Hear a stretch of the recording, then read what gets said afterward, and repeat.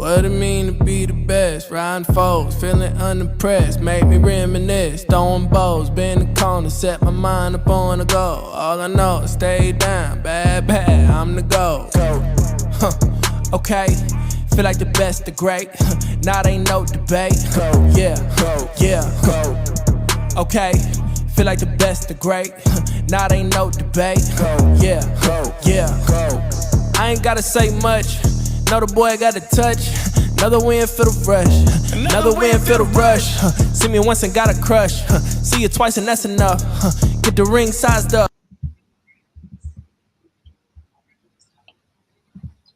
What's up?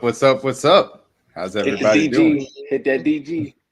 Hit that DG. Hit that DG. Hit that DG. Hit that DG. Good to be back. Good to be back, man. Welcome to Tell the Truth, episode 42. Chiefs are 1-0 officially on the season as week 1 of the NFL is in fact in the books. Yours truly, D-Mac, here with DG and CJ, as we have a great week 1 game, probably about as good of a game as NFL could have asked for as far as to kick off the NFL season, to say the least. Obviously, extremely stressful for us Chiefs fans, but we're used to this by now because the team likes to stress us out, of course. And we were able to get the job done, even despite that. And we also have a fun week 2 game to get into and preview, as well as look around the NFL at what ended up happening. But first and foremost, man, how y'all feeling? 1-0, and now it's Oppie week. I'm feeling great. Bengals is in town, baby. Feeling good, bro. What's that Canadian like to say? It's we're Oppie outside. It's real Oppie outside. Oppie outside. Oppie outside. It's as the kids like to say, it's up and it's stuck. Yeah. Oh, see, there's cut this. Speaking of stuck, CJ, we're gonna get CJ back. We're gonna get our boy CJ back. There he is. He comes back to it. But yes, so week 1 NFL in the books. Obviously, Chiefs able to get that win as the Bengals coming to town for week 2. There you go. There's CJ. And yes, so Ravens, we're gonna flash it back. Obviously, Thursday night, Chiefs get the 27-20 victory in a game again. Extremely close towards the end, and obviously ended up deciding by a toe, to say the least. Or if you're a conspiracy theory, it wasn't decided by a toe, and cleats apparently are curved upwards, which I've never heard of before. Never thought of that, but sure, why not? Right. DG, first thing I wanted to say though, like, talk to me about the opening night experience, how it was kind of for you watching the game, things of that nature. Walk me through that, and then we'll kind of get into actually the game, obviously, aspect of it as well. So I think leading up to it, previously opening nights, like I would say the last 2 banner nights that we've had, I've been a little nervous, kind of going into each game, but especially last year, kind of coming off winning it. And then, having that mission to try to go back and do it again. You had that sense of, can they really do it again? This year, I would say I hate to say it, I was a little bit more cocky going into it this year, just because, like, I just knew we were the better team. Like, we're a better team. If we go out there and execute the way I know we can execute, then we definitely can be. And plus, I think it was the talk in the offseason. The Ravens fans are kind of talking a little crazy. So, I felt like that may have been heard around the kingdom a little bit. People kind of doubting us that we couldn't beat them or something like that, especially on open nights, because everybody wants to bring up the Lions walking in and beating us by 1 point without 2 of our best players. So, but yeah, this time around was a little bit more confident in the squad, even though it did come down to a toe. Best team, good teams, championship teams figure out ways to win games. So it is what it is, man. Hey, look, good teams win, great teams cover. Chiefs covered, end of the day. But yeah, no, obviously it was a little bit delayed and because of the weather, and which was a crazy storm that rolled in out of nowhere. Like, right. That took It was everybody by clear surprise. all day. It took everybody by And surprise all in the of a parking sudden- lot. I was Yeah. just pouring That out was of wild, nowhere. No. Came out of nowhere.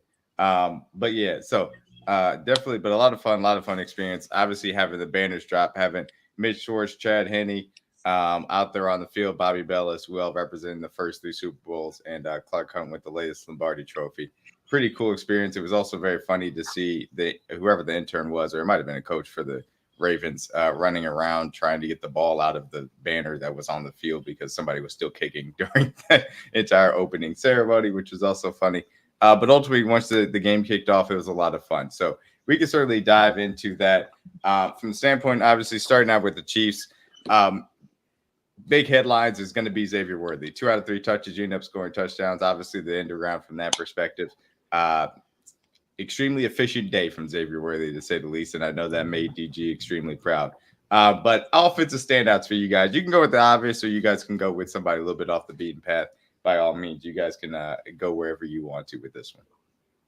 Go ahead, CJ. Biggest offensive standout. I mean, I said it that my guy coming into the game, my prop cash was Rashee Rice. I expected a big game from him. Hollywood even quote tweeted and said, "Your performance would feed families." He definitely fed mine. Appreciate that.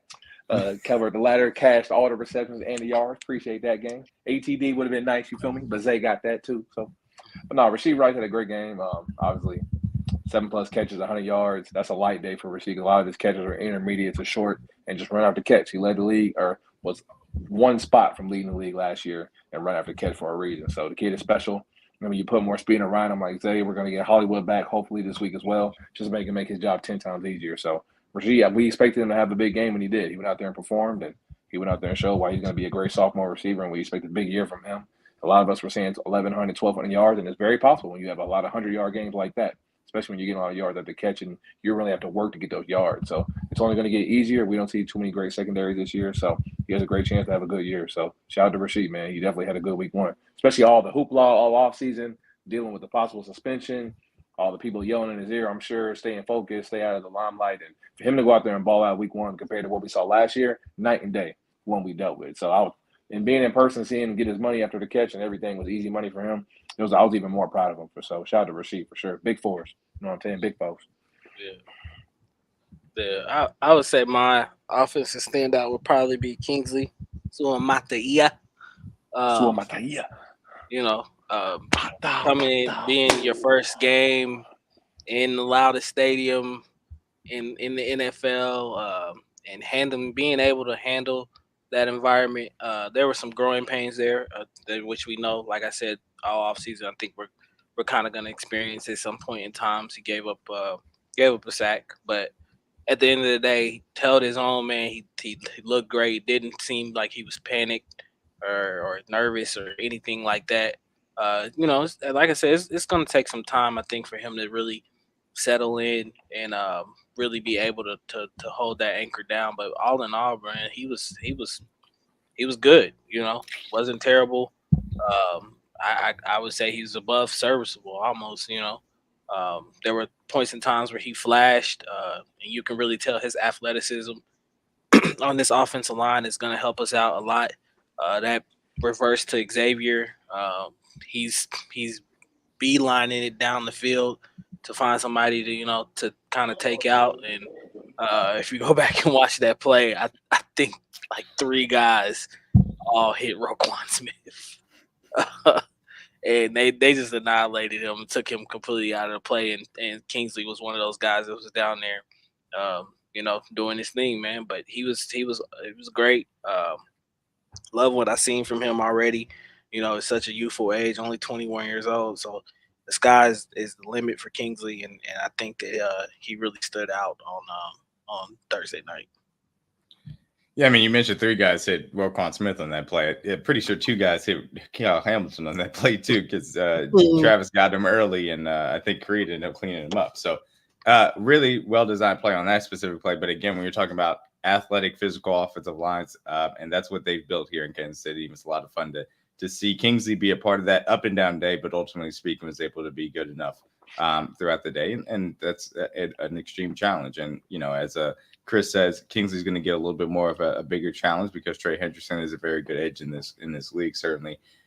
it was very interesting to see that they left him on an island more often than not. And so that's going to be fascinating if that changes versus Trey, because that's something that's going to have to be an adjustment later on in the game. Obviously, J.P. Ryan's role in this offense, possibly expanding, also plays a part in that, because obviously he got limited snaps just being signed and brought over for this game. Be interesting to see if that's more put into the game plan in the ways in which you assume that the Bengals will try and take advantage of Kingsley as a rookie still from that standpoint too.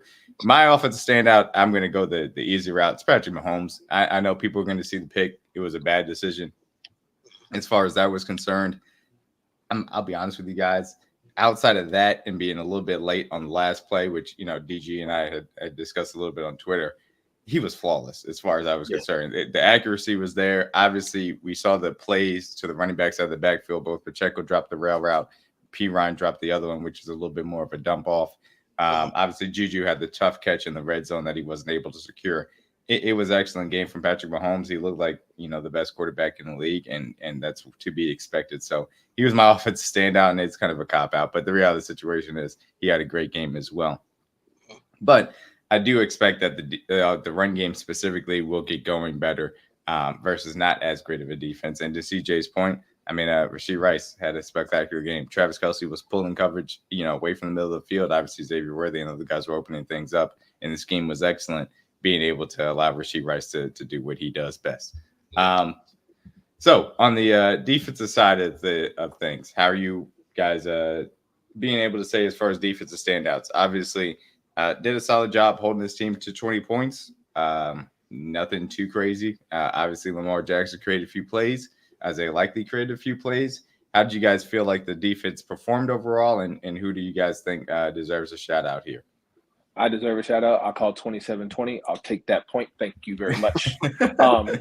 On defense, my standout was Tershawn Wharton, man. Turk looked like the Turk from 2 years ago before he tore his ACL. He was getting constant pressure. He was in the backfield multiple times, TFLs, disrupting their timing in the backfield. He looked like the old Turk that we were expecting to see 2 years ago. So if we can get that consistently from him, Mike Daniel's going to have his timely plays, and obviously Chris Jones is going to be Chris Jones, and obviously we know George is going to make his plays as well. This D-line is going to be even more effective, especially when it's going to make Charles Omenihu's job that much easier when he comes back. So my big standout, there were plenty of guys on defense, but the biggest one for me was Turk. Turk looked like himself, and you could tell the year after the ACL injury, he's starting to get back to his old form. So I love to see what he did, getting that pressure, because we're going to need it, because they're going to see a lot of double teams on Chris this week for sure. Yeah, I have two. Jalen Watson, for one. There's a lot of question marks about him coming into this game. Could he hold down that second cornerback spot behind Trent? Could he play on the outside consistently and make some plays for us? And he did just that. You know, I wouldn't say that he was perfect either. Of course, had the big pass interference play, and I think on one of the earlier drives or whatever, but then came back and made a real huge play down the field against Zay Flowers. I think they stopped the drive as well. So yeah, he was good, man. Solid. Don't, like I said, he's another guy. You don't need to be great or anything like that. Just go out there and do your job and you know, limit the big plays and things of that nature. The second guy I got, right. The second guy I got is Leo Chanel. That bat down, oh my God. Man, Leo Chanel, I don't know what he does before games or what kind of energy drinks or whatever kind of supplements he takes before the game. But he got way more energy and effort than I've ever seen in my life, man. That dude was everywhere. Whether it was spying Lamar, batting down passes, coming up and making hits in the run game, he was just literally just everywhere on the field. And I think he played, you know, so hard enough to where at the end of the game you could literally see he was exhausted. But you know, to get that kind of effort, especially just in the first game of the year, and you're out there playing almost again like it's the Super Bowl again. Yeah, Leo was phenomenal, and I really think he proved that you know, letting a guy like Willie Gay go at this point, you know, is the reason why he's here. So Shout out to Leo Chanel, man. He was phenomenal on Thursday night as well too. Only thing I could think of was when he jumped on the celebration bus at the Super Bowl parade. When they were obviously telling him, like, when he just showed that version. Bro, That's he's all I can think dude a about. freak, man. Like I athlete, don't bro. understand what he does. Like whatever he's doing, keep doing it. But the amount of effort and just alone that he plays with, um, a lot of players in this league really need to model their game after Leo Chanel. Yeah, I'm not mad at that at all. He was spectacular, like you said. And it wasn't just the spying. It wasn't just, some good coverage chops that he showed. Being able to be a pseudo fourth, defensive lineman and times being able to rush the passer and then also be physical in the run game, specifically when it gets interior offensive lineman. We all are, Rondo. We all are. Is incredible, and specifically in this matchup versus the Ravens, versatility that Leo was able to give us, incredibly unique. And it comes with that speed, that strength, and a little bit of his growth and maturation that we saw. So that's really the key thing for me. If we're not talking obviously about Jalen Watson or Leo Chanel and Tershawn Wharton, which you guys all hit on, I'll take the obvious here. And maybe slightly obvious. Trent McDuffie was spectacular all game, being able to, whoever he was, whatever zone he was, it was shut down. Completely limiting. And the biggest play that he was able to make was on that 4th and 3, completely sniffed out the RPO or PRO, as people sometimes say, pass front option. Was clearly going to Zay Flowers, made the, stop on a dime, was able to tackle him immediately. And that's really the thing that stood out to me for the majority of the night. I know people are going to point to the long touchdown Isaiah Likely, but the way in which this team is physical and tackles and does not allow extra yards to be gained after the catch is impressive. And it's a massive advantage for what this defense does present to us. So definitely happy to see that carry over in game 1. And I think Trent McDuffie was spectacular in coverage, but also on that specific play and throughout the night showed that quality of this defense that I enjoyed. They've come a long way away from the Bob Sutton days, because there was a point in time when this defense couldn't make a tackle. Bro, we was cover zero shouty back then, boy. We couldn't do nothing but blitz. I'll be honest with you, and I agree with you guys. So it's come a long way from Bob Sutton. But even early on in the Spags days, that was something that we did struggle with, being able to limit those extra yards after the catch. But this team, the physicality, the youth, the energy that this defense plays with, that is a mentality that they come with, and making sure you don't get anything extra. This year, you see it. Yeah, we didn't miss a lot. We didn't miss hardly any tackles last year, and this year that's carried over. Trent had that big one on 3rd down, like DG said. So making tackles is big for us, especially when we need a blitz. It's huge for us. Yeah, absolutely, and it's key to, especially to see that in week 1. It's very nice to Stop. Michelle, boy, that's lit tonight. Oh boy. We picked a good day to have a show today. Bro, I cannot. All y'all need to log off tonight. Damn, everybody need to log off. Damn, you was going stupid. This is crazy, man. Oh, back to football. Hey, bro, his about to go viral tonight. They gonna have everybody in the world watching that podcast. I swear to God, bro. I know I'm watching it. Okay, but yes, those are the defensive standouts as well. Chris Jones had a spectacular game as expected. I do want to give a shout out to Felix and Duque Zamir. We'll kind of talk about this a little bit further on the show. We're solid against the run game. Could have been better as far as the pass was concerned, but was solid against the run, and he deserves that shout out as well. Obviously, people want to talk about the whole Nick Bolton of it all. I'll just say this quickly. I thought the safeties were largely fine. Shamari Connor had a little bit of issues as far as tackling was concerned as we speak about that. Catch the ball. That also could have been better. Catch the ball. It wasn't my favorite Shamari Connor game. I hope to see the kid improve as well. But we have options there, so I'm not necessarily concerned about that. But yeah, you guys' thoughts as far as Nick Bolton was concerned, because obviously that was kind of the controversial. We need something to say is very negative coming out of this Chiefs game. So Nick Bolton got the ire of it. To me, the created play to Isaiah Likely was not necessarily about Nick Bolton. Yeah, you'd like to see him make the tackle after. Certainly you should make it. But ultimately speaking, that was just a great Lamar Jackson play. Throughout the night, he looked rusty. He looked gassed, especially at the end, because he hadn't played any preseason games. And it showed. And I think you got to take that into account. But you guys, how you guys feel about the Nick Bolton of it all as far as the narrative coming out of this game? Yeah, Go ahead, I, DG. I'm not. I'm not too worried about it. I mean, guys, guys are bound to have a bad game every once in a while. We've seen Nick Bolton have tremendously good games. A lot of these, since he's been in the league. Exactly.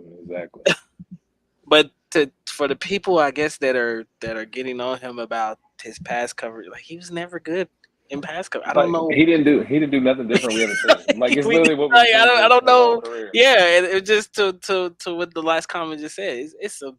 To me, it's a matchup problem. Like it's one of those things that when we run into to the Ravens, them having those two tight ends and likely and Andrews, it's just one of those things. It's a tough But matchup DG, for them, if they bro. say that, Like you got to mention on the other side of it. How many rushing yards did Derrick Henry have, D-Mac? exactly. You got to Like talk about both sides of the ball. You can't just talk yeah. about one side because they didn't run the So ball at all with Derrick I Henry. So I he did get his he job gave there. up. Yeah, he gave up the big play, and I understand it. Like you would like to see him be able to make that tackle, and at that point in time, he did look tremendously gassed. Um, He looked tired. and I thought there were points. I was watching the last play to likely in the end zone where his toe was out. Where he lost likely. He lost where he was at. And didn't realize it. Tried to recover. Unfortunately enough, he was able to recover enough to by this much. keep Yeah. likely Yeah. from getting another foot down. But I don't think he was horrible. I just know that he's never been good in pass coverage, guys. Like He's never going to be. That's not his that's not strength. my Right? expectation of Nick Bolton. Like guys like Drew Tranquil and Leo Chanel, I expect them to be, a lot better in pass coverage or whatever, because I think that's their job with his defense. But Nick, on the other hand, I think it's kind of one of those things where he's losing Willie. I think he's gonna be this year put in a lot more situations where he's gonna have to be in pass coverage, and you're just gonna have to kind of deal with the bumps. Like I he's live with gonna it. tend to give up a play here and there, and it's just gonna be what it is. Can't have everything as a defense. You got to give up something. I know we want to cover and stop every play, every formation, but you got to give up something. But as good as he is in the run game, he has a weakness in the pass game. But that's why we have three safeties. So we expect Jaden Hicks, we expect Shamari Connor, and Justin Reed to play in the box a lot more for those specific reasons, especially on passing down when you want to go big dime or big nickel, and you want to put another safety in the box to cover those backs out of the backfield or tight end. So we don't have to use Nick Bolton as much as in coverage. But he's going to have his moments where he'll have to play, like DG said. But it's nothing we don't know. Spags has been scheming around everybody's weaknesses and strengths for the last 4 years. So it's nothing new. So we know what it is. Yeah, absolutely. And I think you guys laid it out very well. The reality of the situation is he's got to shake off the rust. He's going to get better from week 2 next week and on. And I think that what you specifically said, DG, about the matchup, this was a game in which, hey, what are we stopping? First 3 things. Hey, you got to keep Lamar contained. Got to make sure Mark Andrews doesn't go off, and make sure Derrick Henry doesn't kill us. We can deal with everything else. And they actually added the bonus of Zay Flowers didn't have a great game either. So you stopped the top 4 aspects that you needed to coming into this game.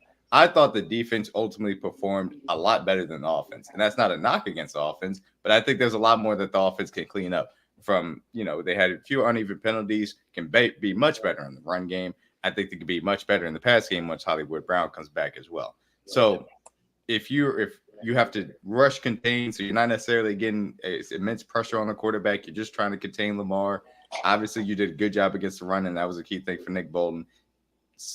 Isaiah likely made some plays. Lamar Jackson made some plays. You just got to live with that. And ultimately, you lived with it because you walked out of there with a win. And so I expect Nick Bolton to improve, and the whole conversation about him getting paid is something to be talked about in the offseason. But for right now, you're talking about these 3 linebackers.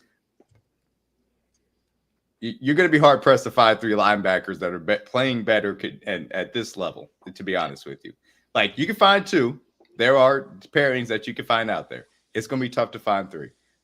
And I wouldn't trade these 3 guys. And make sure they talk about how Roquan, the quote-unquote best linebacker in the game, got cooked on multiple plays. Talk about both sides of the ball. You feel me? Because guess what? When you get that. matched up against really good receiving targets, it's not going to look well in space. Guess Roquan Smith? Nobody is Fred Warner. Fred Warner is a unicorn, and that's why he is. And no disrespect to Roquan, the best linebacker in the league. That's why he is that guy, because he does things that nobody else does. Roquan Smith can be taken advantage of, as the Chiefs did, because linebackers are not supposed to consistently guard receiving threats, ultimately speaking. And that's not, and that doesn't to say that Nick Bolton had a good game. Despite that, he could be better. He will be better. But there's a lot more that goes into it from that standpoint as well. So yeah, we will kind of wrap it up there. Ultimately, again, close game, ended up getting out of there with a win. I think we all agree that there's a lot more to both sides of the ball that they can ultimately improve upon as far as that is concerned. Moving on to kind of the entirety of the NFL slate, though, because obviously after we wrapped up on Thursday, we had the Brazil game that was a slip and slide between the Eagles and Packers.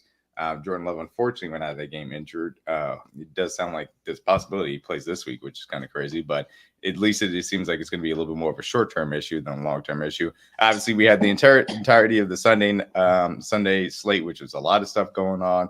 Lions and Rams, the Sunday Night Football game, went into overtime. Also a fun game. And obviously we had Jets and 49ers. I wish the 49ers pretty manhandled the Jets as well.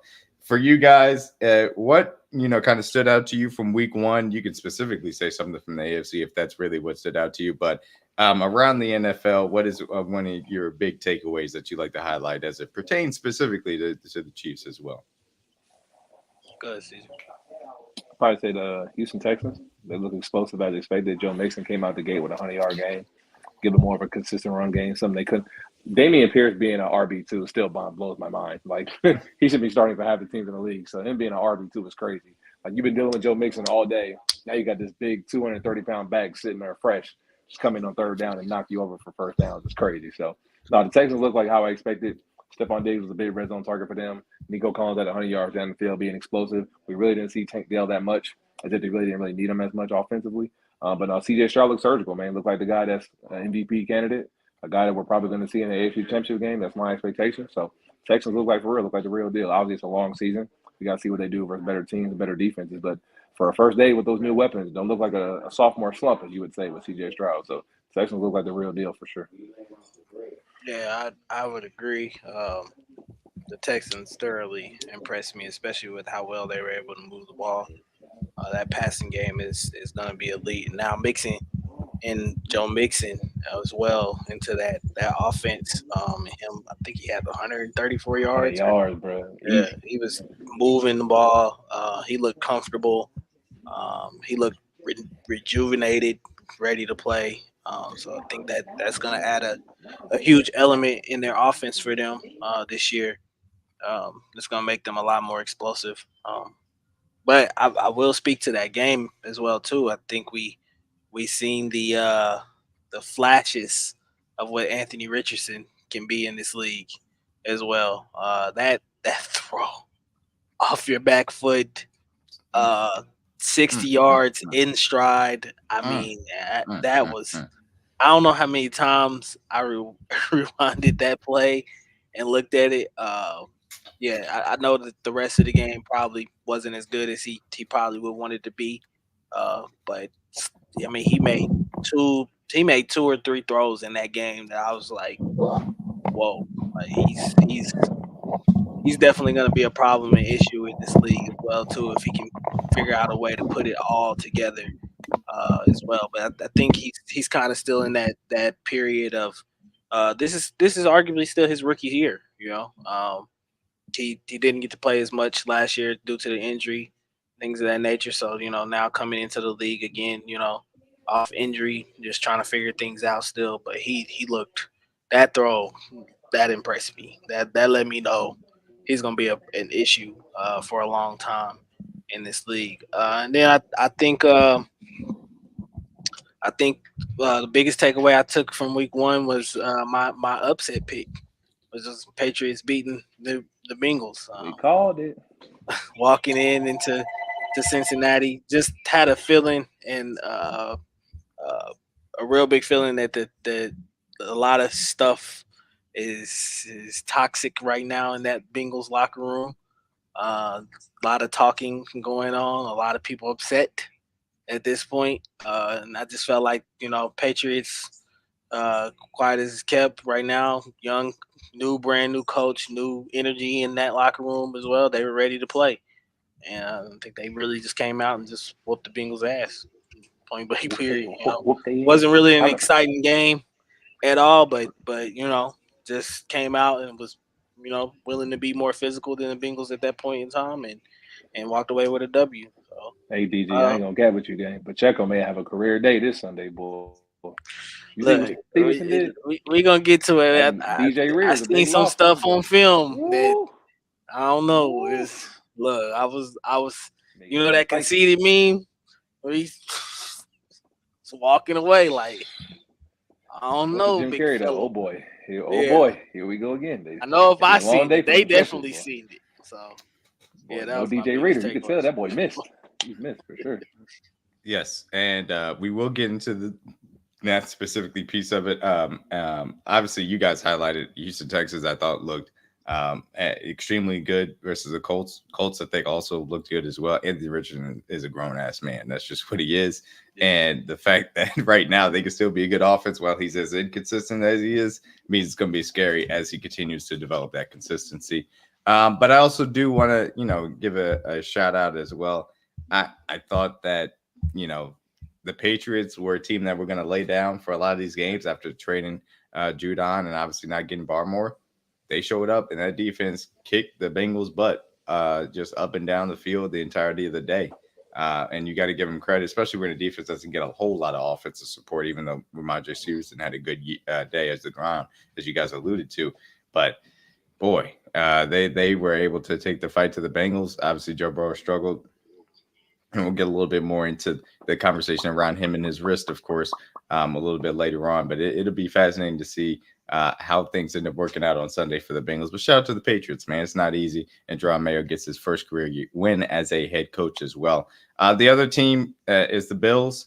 Obviously, trading away Stephon Diggs, how the offense going to look. Ultimately speaking, a little bit uneven to start. But, offensive line booed him. And Josh Allen was able to make enough plays to win that game, even though the Cardinals had a very good offensive day on that Bills defense, obviously missing Matt Milano. So close game at home versus the Cardinals, probably not exactly what they envisioned, but ultimately they got out of there with a win, which is more than the Bengals can ultimately say. So moving on, as that week one is in the slate, and we will be circling back to our week one power rankings as well a little bit later on. But moving on to this Chiefs and Bengals game, I think it is the 325 game. We're going to hear Jim Nance and Tony Romo, of course. Game of the week, Chiefs Bengals, as it deserves to be. Plenty of storylines abound. Obviously, Joe Burrow versus Patrick Mahomes, Bengals and Arrowhead, always going to be a storyline given the rivalry between these two teams. What is one thing that you guys are looking for on either side of the ball to start out, and we'll kind of dig into the matchup portion of it a little bit later on. But what are you guys looking for to start out for this week? The receivers, boy, looking a little shaky. T. Higgins' hamstring still bugging him. Don't know if he'll finish the game. One play can always tweak that. Jamar Chase, I know his contract wasn't done, but I know with no doubt in my mind he was not going to play. Even more so this week than last week, so I know he was going to get out there, even if it was limited. So I expect him to be locked in, hyper-focused, and ready to go. But, yeah, T. Higgins didn't look like himself toward the end of the season last year. He was dealing with the injury. And then obviously he's been dealing with it now during camp, and now you tweaked it first week. So if he can't go, that's making their job a lot harder for them. Obviously, they exposed a little bit last week to D-Mac's point.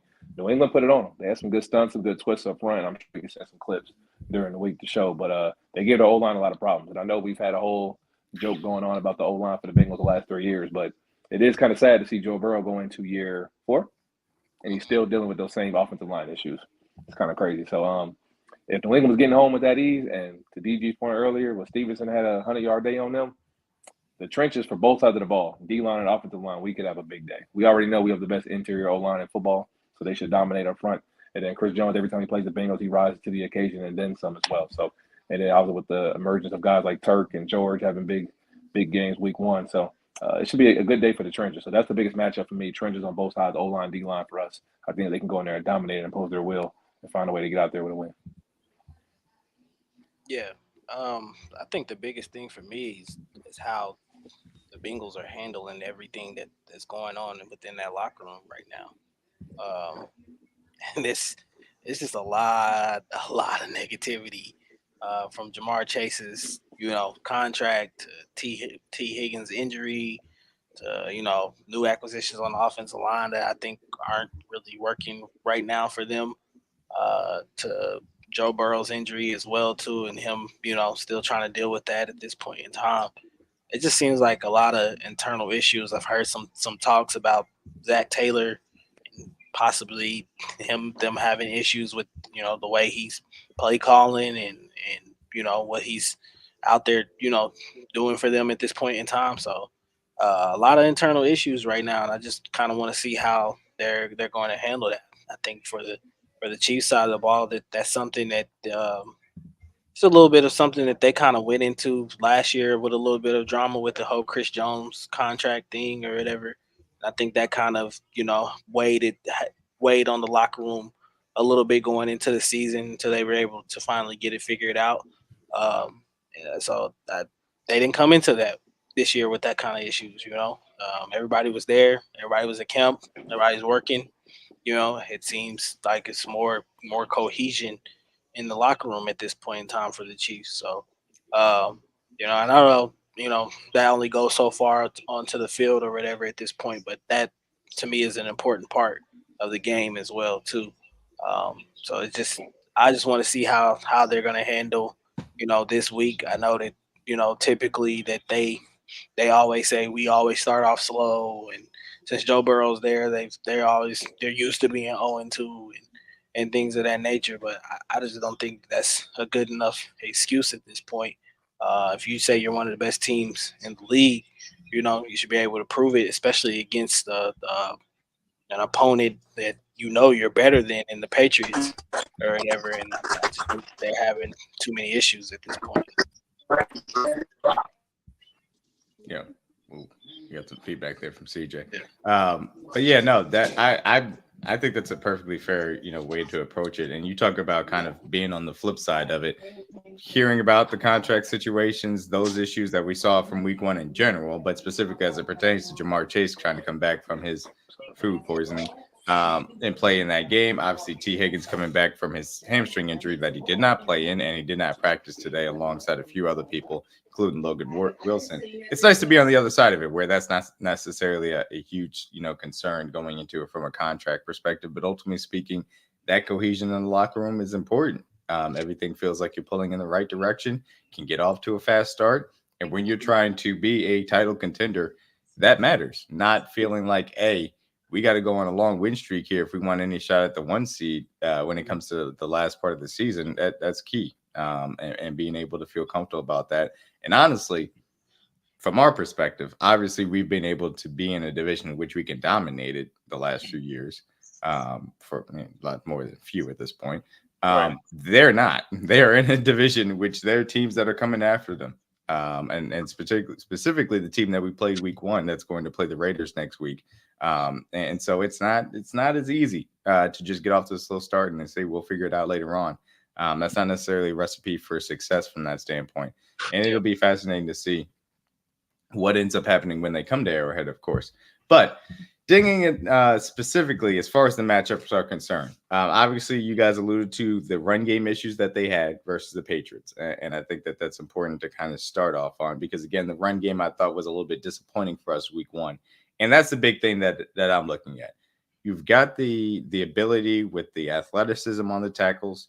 You know what the interior brings to the table. Establish the run game in a significant manner early on in this game and be able to really pound the rock because you can get after the spine of this defense. Their safeties are a little bit softer. Linebackers, especially with Wilson questionable, can be had. You know you can move the interior of the defensive line. Come out, establish that physicality early on, and be able to open things up. It doesn't sound like it's going to be Hollywood Brown. I'll be honest with you. Him not practicing today is not a great sign for him to be on playing on Sunday. Dude, you can still have plenty of weapons on the outside. You know you're going to come out with your heavy personnel sets, as we saw with Wiley and Gray. And shout out to Noah Gray also. We didn't have a shout out to him. Got his contract extension. Shout out to Noah Gray. Well-earned extension. Solid extension. I'm perfectly happy to have him here Give me for my the next 2 money. years at least. New money, Shout out to Noah. New money, Noah. Shout out to Noah.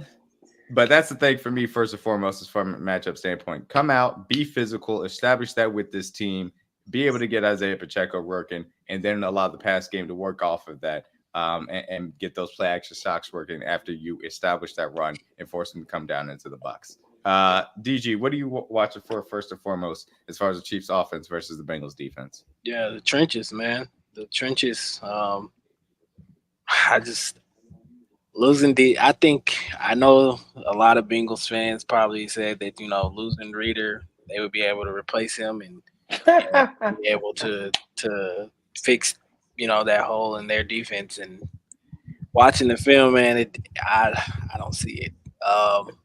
They look soft up the middle, and I'm just gonna put it plain and simple. They didn't look good at all. Ramondre Stevenson was able to do whatever he wanted to do to them at that point during the game. So I just think having Lou in a room, I know how good of a defense coordinator he's been, and he's been able to limit Pat in big games at this point in time. But I just think the personnel changes on that defense now, it's just not the same as it used to be. I think it's hard to replace a guy like a DJ Reader. It's hard to replace a guy like a Jesse Bates.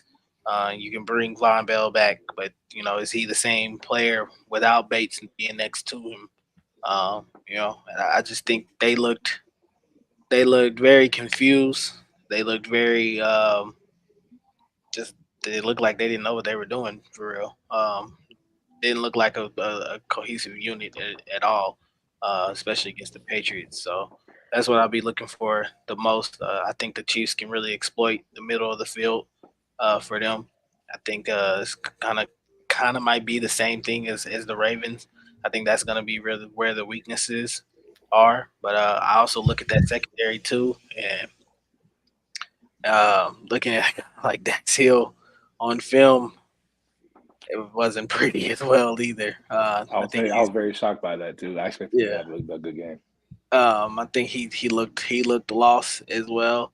I think that's something that the Chiefs can definitely take advantage of, and I wouldn't be surprised if they come out in the first couple plays and they just test him early with an Xavier Worthy or somebody like that to try to go down the field and see what he's got.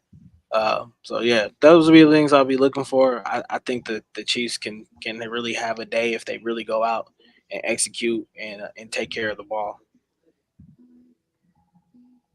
Yeah. Absolutely. What about you, CJ? Offensively, like you said, trenches. Go out there and dominate in front, keep us in second and medium, keep us in third and short. We can live in there all day. And obviously the offense is fully capable of doing whatever they want to do. Prior to 2022, like this offense is usually normal 30-point games. And if it wasn't for a couple of drops to D-Max point early, the Chiefs could have had 40 on Baltimore, if we're being honest. So overall, I expect them to double team Trav like normal. I don't expect them to really have a big game, maybe get a red zone target here or there, but it's going to be a big Rasheed Hollywood day. If Hollywood's out there, if not, it'll be Rasheed and Zay per usual. So it's going to be interesting to see how they play third down. Are they going to roll coverage towards Zay because he's just had a big game? Or are they going to obviously put their dictator coverage towards Travis, who's always balled out against them as well, especially in the playoffs? So it's going to be exciting to see what they do. But I think offensively, we can do whatever we want to do, honestly, to DG's point. We can run the ball, be dominant up front. We can play action and take our shots. Dax Hill struggling was very shocking to me because in the preseason, he looked pretty good from what I saw. And I can't say too much from preseason, but for him to struggle week one versus New England's offense, no disrespect. But Jacoby Brissett led offense going on the road playing Patrick Mahomes is two different ballgames, not even in the same conversation. So I think their safeties can be exposed to DG's point as well. So I think offensively we really can do, honestly, whatever we want to do. Tight end's going to get involved, third down. I love Samaje Perine in that role, like D-Max said earlier.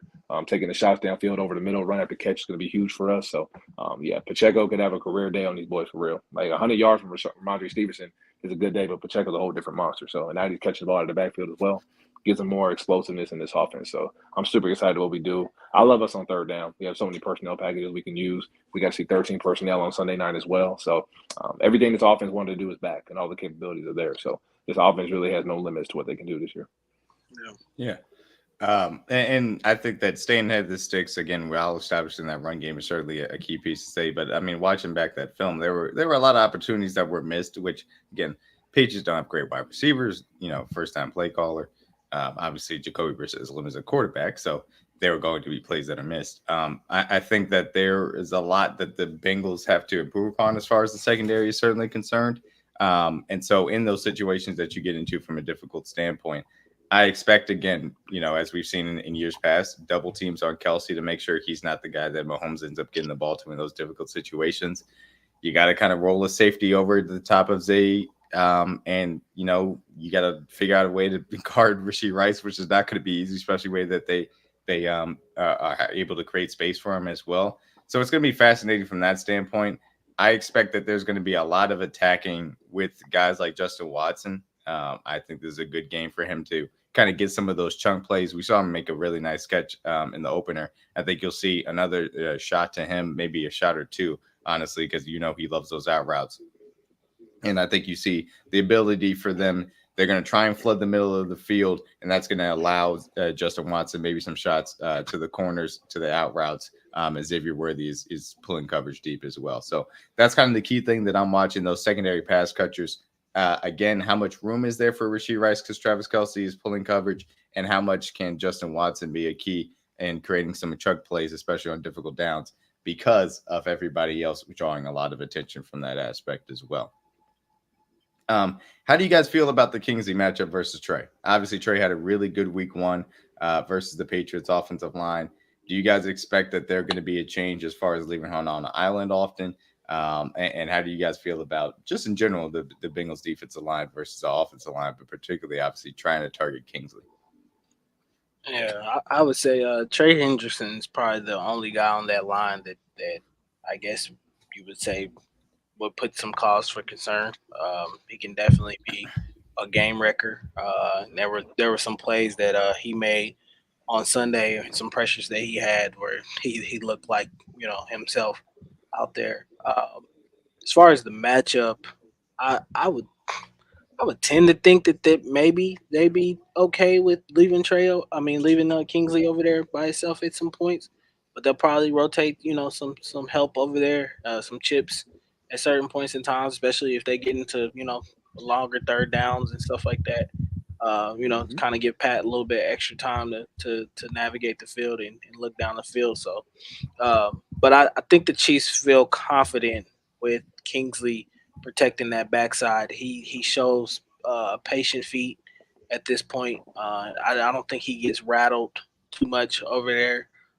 Even if giving up a play, and like I said, he's going to have growing pains in this league. We're going to experience that at some point in time. But I think that Andy and them feel very confident with him being over there and him being able to anchor down and hold that spot down at this point. So I would expect to see some one-on-ones with Trey, and it'll be really intriguing to watch that on film as well, see how well he does against him. Absolutely. I expect the same thing. See some chips, see some help. Sam Hubbard, obviously. Him and Trey have been a great tandem for a long time in Cincinnati, so I don't expect nothing less for them to give a little extra effort this week, given that it's us and the Chiefs. Trey Hendrickson is more of their explosive rusher, so I expect to see him lined up on Kingsley a lot.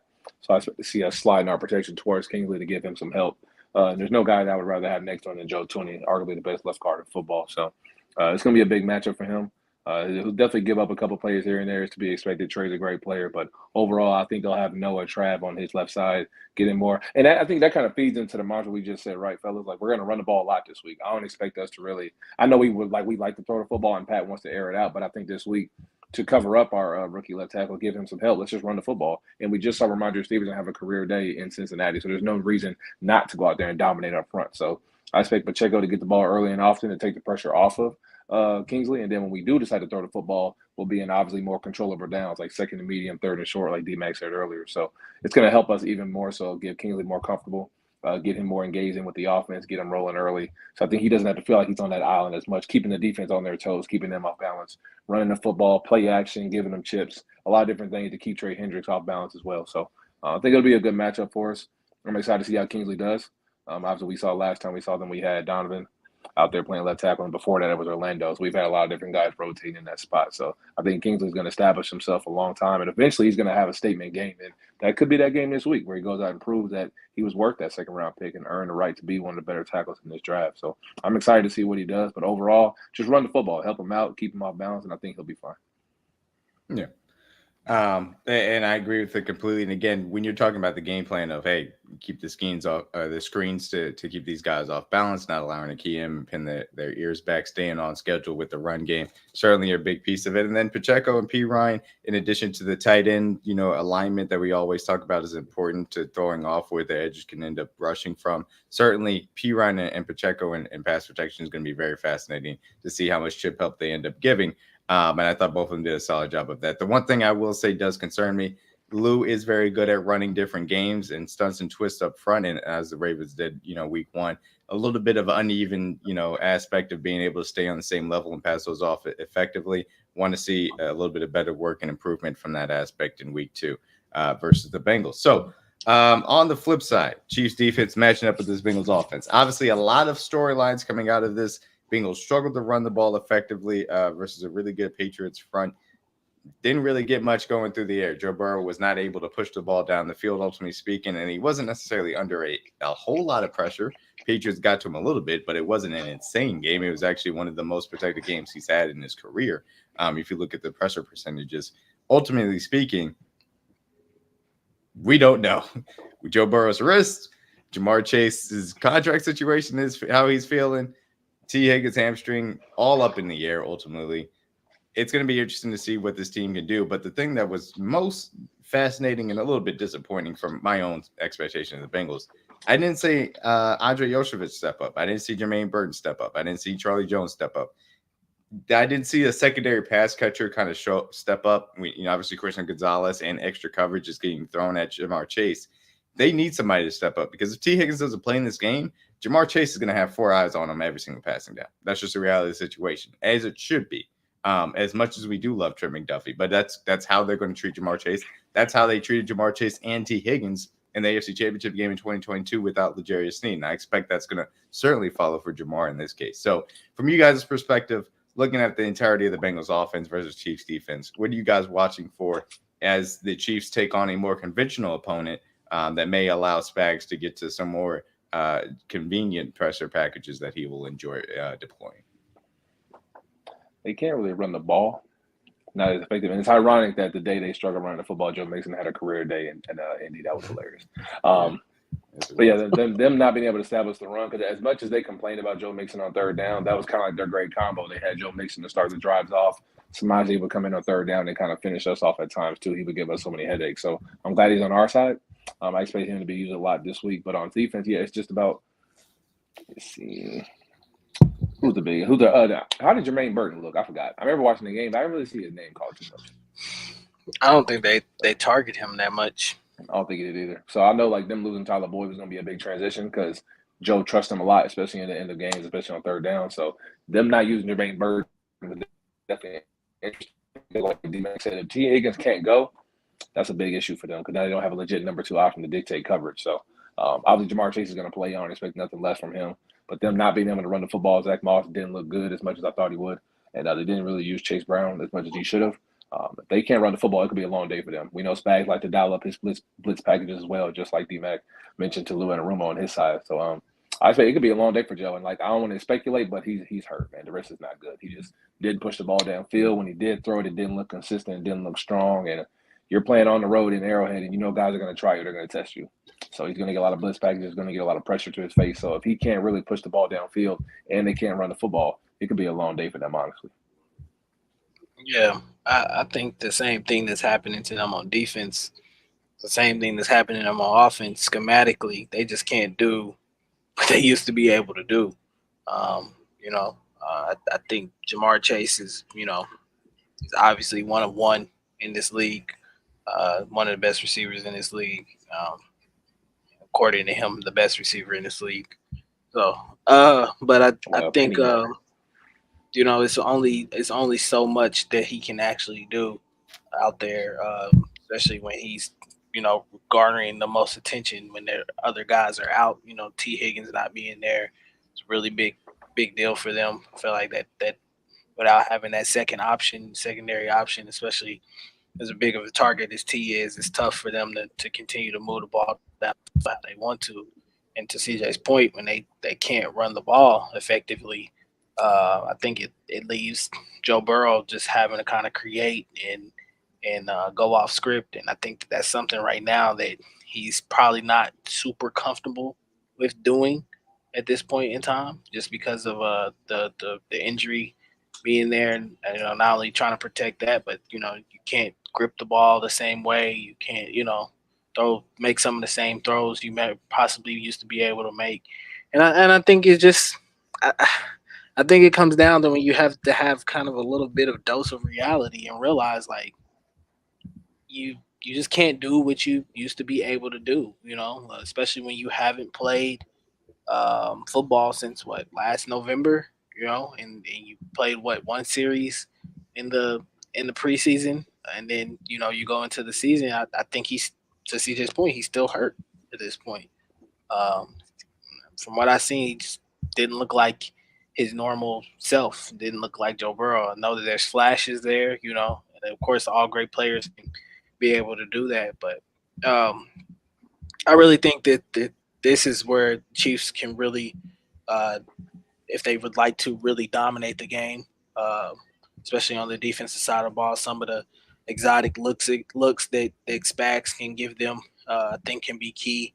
Um, that offensive line really struggled against Patriots defensive line that didn't have their best defensive lineman. Um, Struggled with a lot of twists and stunts that Gerard Mayo was throwing at them, especially on that right side with Trent Brown. He looked, and I hate to be honest and truthful, but he looked old and slow.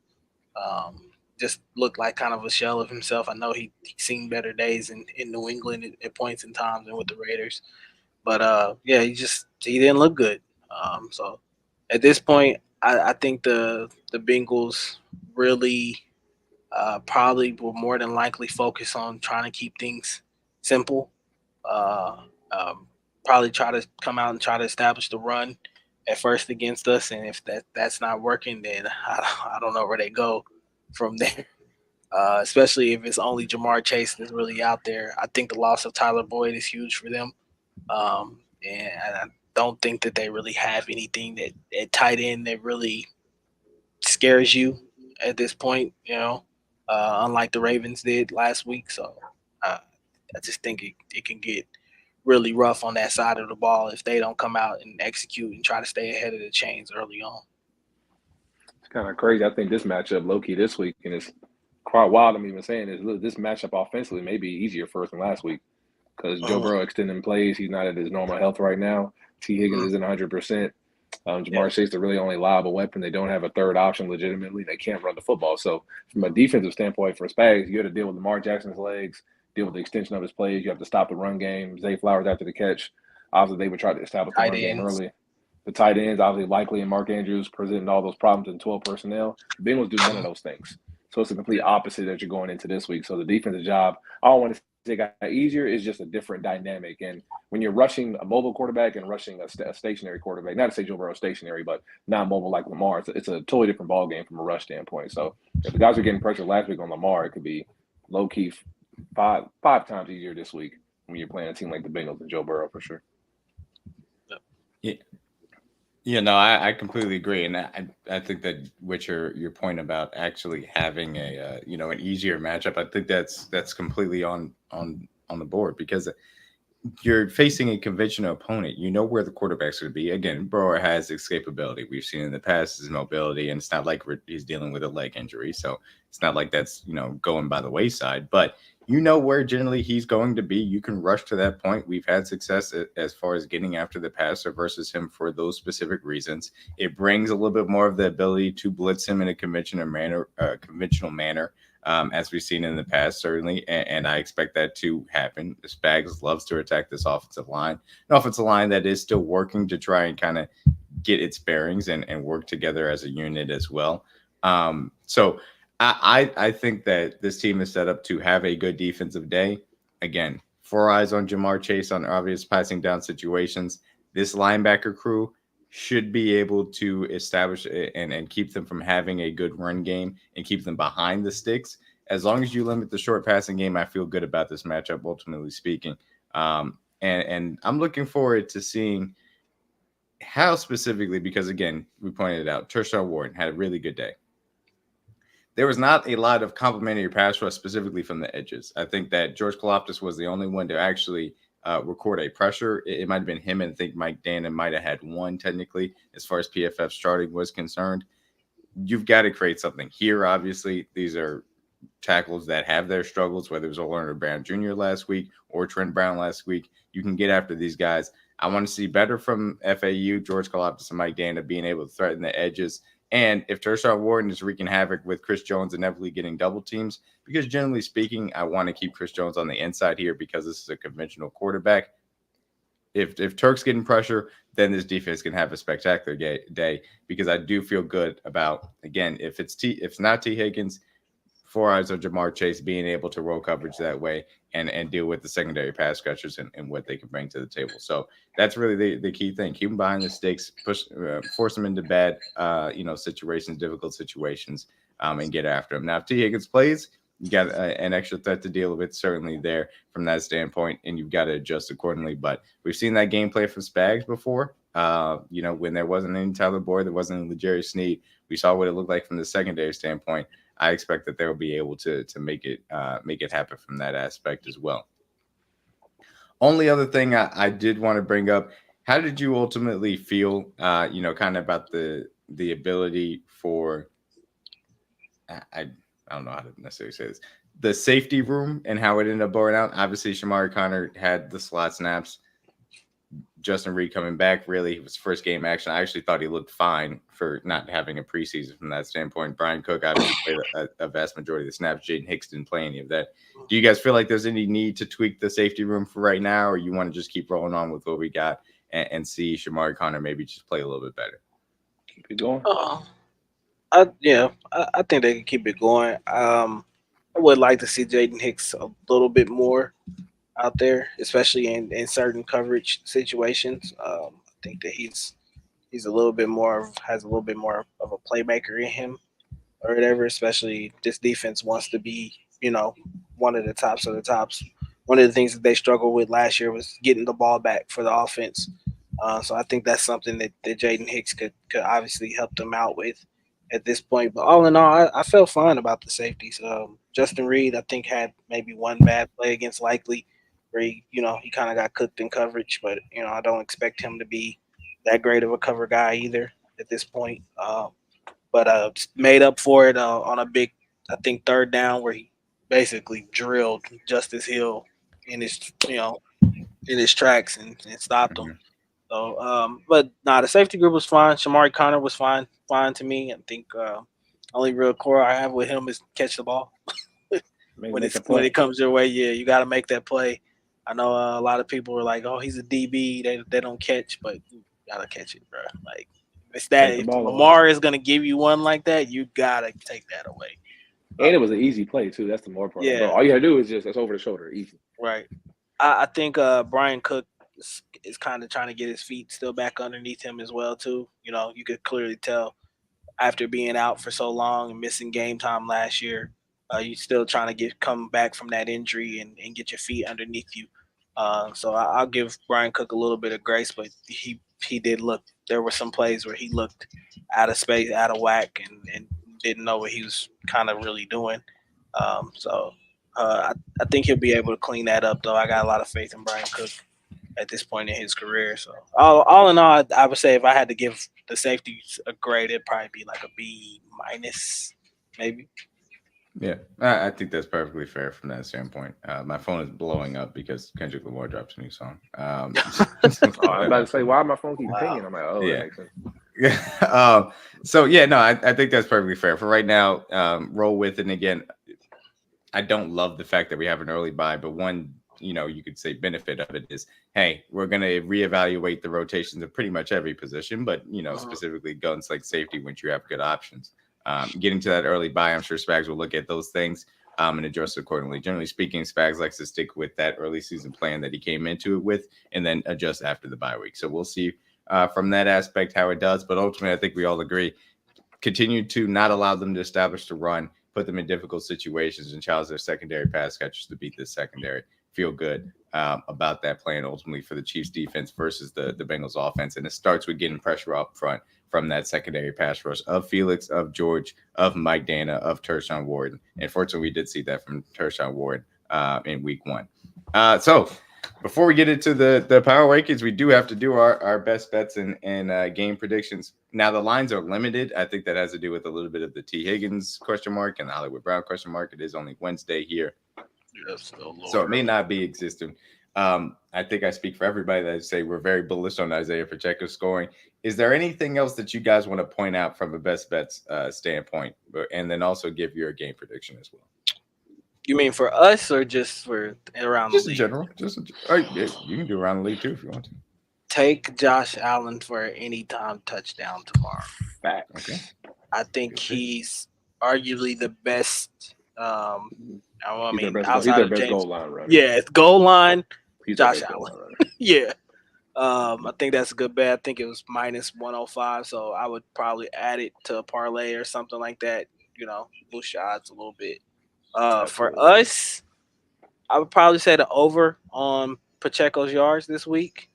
I think that's a good play as far as facing this Bengals defense. If he gets going early, I don't see any of them kind of going away from it. So I don't know what that line is at this point, but that would be something I would probably play this week as well too. Absolutely. Tomorrow, I love Josh Allen ATD for sure. I would say the spread was 2.5. If you want a parlay piece, would be Bills plus 3.5. Last 2 times they went down to Miami, they've actually covered and won. So usually all these games always come close, especially when they're in Miami. Josh Allen usually tends to play well. So my plays for that game would be either Josh Allen anytime touchdown or Josh Allen to throw 2 touchdowns. He cleared that line, I think, the last 7 games, last time he played Miami. So he always plays pretty well when he sees the Dolphins. So those are my plays for that game. And for our game, Pacheco to the moon for sure, his ladder, ATD for sure. If I had to pick somebody else, a sneaky play would be, somebody said it in the comments, Samaje Perine ATD. I could see them getting down to the goal line and maybe giving them one for a little revenge game, getting them to feel good about itself, getting them back in rhythm, getting back in shape with the team. So, and I expect us to be able to run the football effectively. So obviously we're going to be using Pacheco a lot. So when he does get tired, RB2, Samaje Perine comes in the game. That could be a moment he gets in there and scores a touchdown. So that would be my sneaky play for him would be ATD. I didn't see the odds yet. I don't know if they've dropped everybody yet because they're still trying to figure out who's playing, but I'll come up with some tickets and I'll post them in our Discord for sure. But yeah, that would be my sneaky play for Sunday. Who was that again? You cut out there a little bit for me. No, Samaje Perine, ATD. Samaje Perine. Yeah. Yep, hey, look, a little bit of a revenge game angle is never going to be something that I'm going to shy away from, certainly from that standpoint. As far as since we were discussing a little bit from last night, the one that I like specifically because the Jaguars were able to get after the seams as far as the Miami defense was concerned. Dalton Kincaid over longest reception is one that I'm going to look at for Thursday night. I think that Kincaid in general is in line to have a really good day versus the Dolphins defense from that aspect. Javon Holland's a good safety, but I still think that there'll be opportunities to get the ball to him and Shakir from that standpoint too. And I like that anytime touchdown for Josh Allen, certainly. And my other one is I talked about it a little bit earlier when the line ends up coming out. I think Justin Watson's over receiving yards is a worthwhile play because I do think that he will be used effectively for when we have to convert on those difficult third downs as well. So I assume we're all picking the Chiefs. Do you guys want to give out the score prediction for what you guys got? Yeah, definitely picking the Chiefs. I'll say Chiefs 27-17. I do think it's close, but I think the Chiefs end up probably putting up a late touchdown that kind of puts it away. So 27-17 Chiefs. I'm gonna go Chiefs 30, Bengals. I'm gonna go Chiefs 30, Bengals 20, 30-20 Chiefs. Okay. I like that. I said kind of throughout the game, I didn't like the fact that this offense wasn't able to put the game away, but I also have to give credit. I think the Ravens did a good job with not allowing them to put it away as well. A little bit uneven to start out, but so I think that it ends up being 31-17 Chiefs. I think they get that extra touchdown to kind of put the game away late. ultimately speaking, in the fourth quarter. And it's just done and dusted from that point on. So obviously got the Chiefs winning. The last thing just to do before we end up getting on out of here, of course, is the NFL power rankings. I did end up putting the Chiefs, of course, here as the number one team because, I mean, let's be honest, the Chiefs are the number one team still. I think that we can all kind of agree on the second team, probably, being the 49ers. We good? Okay, I figured we were good with the 49ers as well. Either them or Detroit, either one I'm cool with. Do you guys want to roll with the Lions at number 3 or the Eagles at number 3? Good with the Lions? Okay. Lions. And Eagles, Ravens, number 4. You guys have Eagles. a different team? I say Eagles. You want to roll with the Eagles? Yeah. I personally would probably leave the Ravens at 5. I don't, losing a close game on the road, I think would probably be that. Yeah. So who do you guys feel like deserves to be after that, kind of top 6 or top 5, I should say, because I think it gets a little bit fuzzy there. 6 got to be Houston. Houston really should be in the 5, but I get you with the Baltimore take. But if Houston's not in the 5, they got to be 6. They can't be no lower right here. Yep. I'm cool with Houston being there at 6. Right after that, again, I think they had a really good game, to say the least. Showed out on both sides of the ball as well. So now I'm at the Texans being number 6 as well. 7, a little bit of a toss up. I mean, 7, I would probably say Buffalo. Buffalo, maybe. Buffalo because they won. They did win. Or the Cowboys. Yeah, the Cowboys look good too. Yeah, Cowboys. They the Cowboys. They got to be. Yeah, they whoop Cleveland. Yeah, give me Dallas. I'm cool with the Cowboys as well. They went into Cleveland. I'm not the biggest believer as far as the Browns are concerned, but obviously the Browns have a lot of other issues that we're not going to talk about. But the Cowboys did go in there and dominate, and that's what you want to see. Offense could have been a little bit better, but that's fine from that standpoint as well. Number 8, you want to go with the Dolphins, obviously playing Thursday night. Buccaneers had an impressive win. Colts had a close loss. Let's say Bills, Bucks, Dolphins. Bills, Bucks, Dolphins. I feel about that. Yeah, I'm cool with Bills, Bucks, Dolphins. That's cool. Okay. I'm cool with that as well. I think I do want to say, I mean, the Packers obviously missing Jordan Love is just kind of unfortunate. So at that point, it is what it is. And we'll see a little bit more from the Colts. So I'm cool with the Bills, Bucks, Dolphins to go ahead and close it out. And look, we are going to see obviously 2 of these top 10 teams play tomorrow, and it'll be very fascinating to see who ends up winning that game. It's in Miami. So from that aspect, but yes, this is what we have for our opening week power rankings: Chiefs, Niners, Lions, Eagles, Ravens, Texans, Cowboys, Bills, Bucks, and Dolphins. To clear it out from that standpoint. Real last quick question. Obviously, we're playing, the Sunday afternoon game. Any game that you guys are looking forward to as far as week 2 is concerned? I'll kind of start it off, obviously, outside of necessarily, tomorrow. The one I'll be doing for over there on Win Today TV to preview, do a Bucks and Lions kind of preview, breaking down that game. Looking forward to that. Buccaneers obviously impressive week 1 win. Same for the Lions at home. I think these are 2 interesting NFC teams to break down. So that'll be the game that I'll be watching as far as the early window. And again, we'll be breaking down on Win the Day TV here on YouTube. Go ahead, DG and CJ. I would say mine would be Bears and Texans.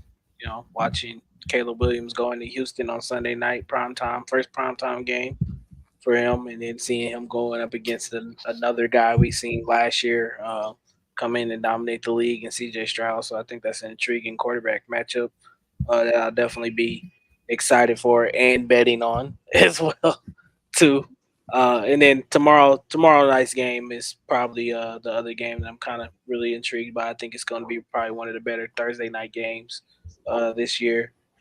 So definitely excited. Man, anytime you get to watch Tyreek Hill play football, man, is a special thing. So him and Josh Allen as well too. So y'all took my 2 games. I like Bucks Lions. That was a playoff rematch. Obviously, Baker Mayfield actually played well in that playoff game too. When Detroit just happened to pull it out there. Oh, he started cutting out. Oh yeah, he started cutting out. There he is. See, Let me see. He's back. Yeah, go ahead. One more game. I sent DG a list of games. I'm trying to think. Who else I had on that list, DG? I had tomorrow's game. I had Houston. Did you have the Cardinals one of their games too? Cardinals versus Rams. Cardinals. Yeah, that's what I was good. That's a sneaky, entertaining, That's a sneaky shootout potential there. Yeah. Anytime Kyler Murray plays, Matt Stafford's always a good game for sure. That could be a sneaky good one. Yeah, I'll go with that one. Marvin Harrison has to get the ball this week. For him not to get the ball at all last week was a travesty, and he was so open so many times. And I'm sure Kyler Murray heard it all week in the meeting rooms and through the media. So I expect Marvin to have a big game this week. Get him the ball early and often for sure. Yeah, I think that's certainly a good way to look at it as well. And I will also say Browns Jaguars, kind of the battle of AFC, playoff hopefuls, like who ends up getting that win and who goes to 0-2 is going to be fascinating, especially with all the controversy going on in Cleveland, to say the least. But yeah, that's it. Again, you guys heard our best bets as far as the game is concerned. Heard our breakdown of the week 2 game versus Cincinnati and the Chiefs. Of course, this is going to be a lot of fun. Always a lot of fun. When them cats come to town, and I promise they will not get eaten when they end up showing up here. I promise you that's not going to happen. We want to be perfectly clear about that. But we hope that the Chiefs give them a long day and certainly even longer flight back to Cincinnati so that they can enjoy that chili with the NOS. Looking forward to it again for DG, CJ, and yours truly, D-Mac, man. Peace out. Peace.